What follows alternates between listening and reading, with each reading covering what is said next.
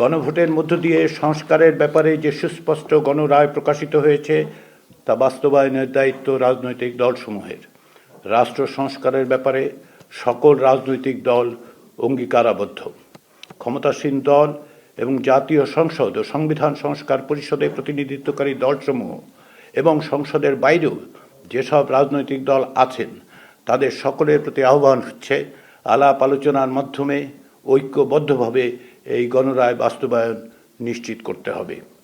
জাতীয় ঐকমত্য কমিশনের আলোচনার সময় ভিন্ন মতের প্রতি যে শ্রদ্ধা ও সহনশীলতা রাজনৈতিক দলগুলো দেখিয়েছেন এবং আপোষ সমঝোতার যে ঐতিহ্য রচনা করেছেন তা অব্যাহত রেখে আপনাদের অর্থাৎ রাজনৈতিক দলগুলোর প্রণীত জনরায় সমর্থিত এই দলিল বাস্তবায়নের দায়িত্ব আপনাদের উপর অর্পিত হয়েছে।